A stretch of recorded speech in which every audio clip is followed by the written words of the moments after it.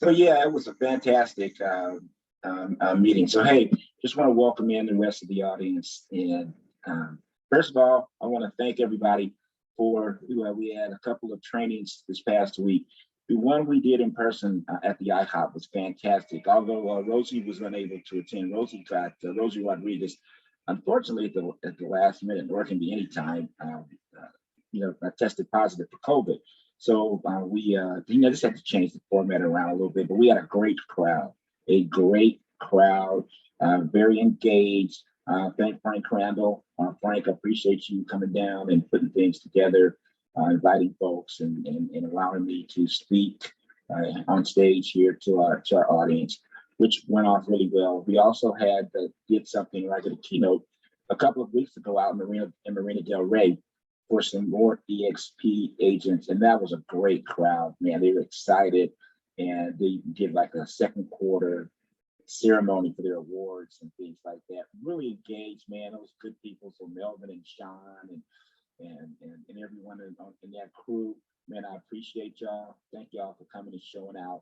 So here we are. We are in July now, getting ready to head into August. So we're pretty much coming down the last couple of rows here for our 2022. And it's been a crazy real estate market, a crazy economy, just a lot of things going on. So this is going to be a real short video. I'm just going to touch base on a couple of things here because one is, I know that people keep saying that the market is shifting, but the market has already shifted and it will probably shift again. As generally what I found in the past from my experiences, when markets begin to change, they change and then it kind of like stay even and it starts to kind of figure out which way and what direction it wants to go. There's an awful lot of things negative right now in the whole macroeconomic part of what's going on, including globally. And then there's still some great things going on microly. Real estate in particular is more of a regional market. So we're not seeing prices like crash, plummet, and all that. We are seeing it be a little bit more price sensitive, though. Price sensitive meaning that you need to price it right. What I am seeing anyway is not on an ongoing everyday basis. Is everything's not selling $50,000 above its list price. Everything's not selling in 15, 20 minutes. There are properties that are on the market. There are properties that are reducing their prices, not necessarily a lot, but reducing their prices a little bit. And reducing their price, meaning that if it was $1 million on Monday, and it probably is not worth, $1.5 million on Friday. So we got to be priced more around that $1 million mark, right? Just as an example. So starting to see that a little bit. And obviously, interest rates hurt. Interest rates hurt because the rates have pretty much doubled since they were the early part of the year. But here's what I want to caution you guys to pay attention to in regard to interest rates.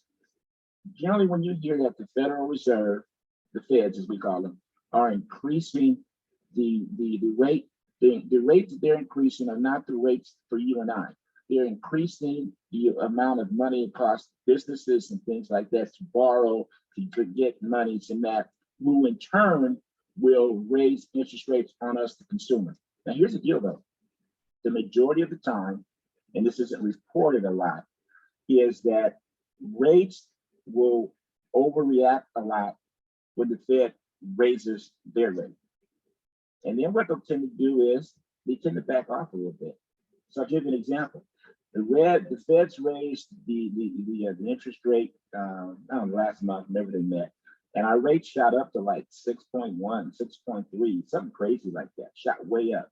Well, just so you know, that rate now kind of back down into the fives, mid fives. What that does is that means that as a consumer, as a buyer in particular, stay in touch with your lender. Make sure you've got a lender that's active, that can keep where you're at as far as your purchasing power, your pre-approvals, that they can keep all that in line so that you can know what to do, where to do, and when to do it, right? That's a good thing. That's the key. Also, just make sure that you stay within your budget. People ask me, was it a good time to buy? Of course, it's a good time to buy. It's a good time to buy versus renting. So I don't know if you noticed, but rents have not gone down either. Rents keep going up. See, here's the deal. Here's the key. I tell people this all the time is don't worry so much about what the price of the house is you pay. Don't worry about what the interest rate is. Worry about your monthly obligation. Can you afford it? Can you afford it? And that's afforded assuming that something within your life circumstances do not change. Like if you're buying into something now and you know it's going to be way too much of a struggle, and you buy into it, and your thought pattern is, well, we'll go 6 months, a year, something like that. And worst case scenario, if we can't hang, we'll just sell it or we'll refinance it. My answer to you is don't buy the house. Yes, I'm a realtor. Yes, I'm telling you that. Why am I saying that to you? Because as you can see, interest rates do go up. So what if you bought and your interest rates at 5%, you're having a hard time making that monthly obligation, but then the rate goes up to 7%. You know, the refi up? Of course not. What if the properties that you purchase, it doesn't have to go down in price. What if it stays flat? By the time you pay your realtor, by the time you pay your closing costs on selling, it may be in a hole a little bit. Or what if it does go down in price and you're upside down? See, one thing I can tell you as far as real estate goes, real estate's pretty consistent. There's really not a bad investment, at least in the areas that I work real estate wise. What can be bad is your timing on when you want to sell in particular. You don't buy high, sell low. Now, I would tell you, if your timeline is you're buying something, say your kids are in school, you love the area, you're downsizing because you just downsize, whatever the case may be, but wherever you're moving to, let's say you're going to be there 5, 7, 8, 9 years. That's your goal. That's your plan. If that's the case, buy it, as long as you can afford it monthly. Sellers. Right now is still probably the best time to sell. Why? Because there's still low inventory. Now, there's low inventory for different reasons than there was 6 months ago, but there's still low inventory. Also, please understand this. There's low inventory historically, but the inventory is up this year. So the inventory available in the markets that I service is up about 3x, about 3 times as many as there was in January. Now, it's still well below historic numbers, but it's 3 times more than it was in January, with less buyers able to afford to buy. Seeing the difference? That means it may take a little bit longer to sell. That means you have to price it better. That means that you might have to be prepared to negotiate. You may have to ask for some closing costs.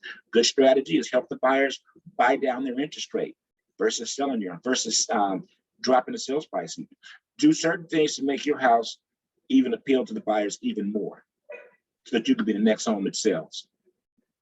All righty, I'll be back. I've got some other things to talk to you guys about. I just wanted to reach out to you guys, talk to you about these things, and hopefully help everybody make better transactions, help more families helping yourselves, and we move on.